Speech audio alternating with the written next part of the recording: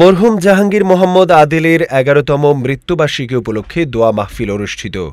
Dhaka city কর্পোরেশনের সাবেক deputy mayor ও ৩ বারের নির্বাচিত জাতীয় সংসদ সদস্য মরহুম জাহাঙ্গীর মোহাম্মদ আদিলের ১১তম মৃত্যুবার্ষিকী উপলক্ষে লালবাগ শাহী জামে মসজিদে দোয়া ও মুনাজাত অনুষ্ঠিত হয়েছে। দোয়া মাহফিলে তার আত্মার মাগফিরাত কামনায় বিশেষ মুনাজাত পরিচালনা করা হয়।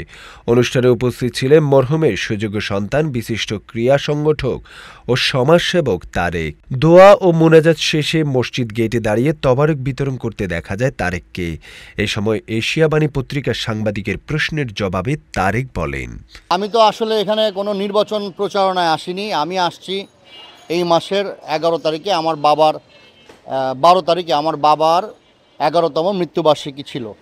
সেই সুবাদে যেহেতু আমার বাবা এই এলাকার সাবেক ৩ বারের সংসদ সদস্য এবং ঢাকা মিউনিসিপ্যাল কর্পোরেশনের ডেপুটি মেয়র ছিলেন, তাই তার সন্তান হিসাবে আমি বিভিন্ন মসজিদে যখনই সময় পাচ্ছি কোনো এক ওয়াক্তে নামাজ আদায় করছি।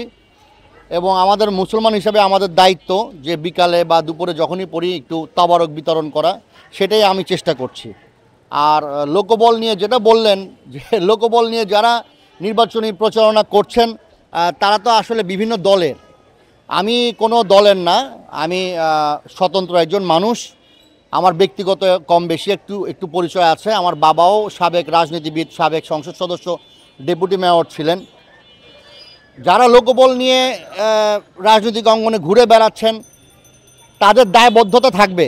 নির্বাচনের পরে যদি তারা নির্বাচিত হয়ে আসতে পারে তাহলে তারা কিন্তু সাধারণ মানুষের দিকে দেখবে না, তাদের যে নিজেদের লোকবল তারা কিন্তু তাদের লোকদের দিকেই দেখবে।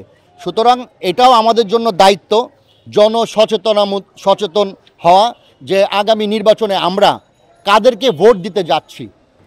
এই সচেতন আমি মনে করি আমাদের সবার এদিক থেকে সাবধান হয়ে আগামীতে এই সচেতন হয়ে ভোট দেয়া।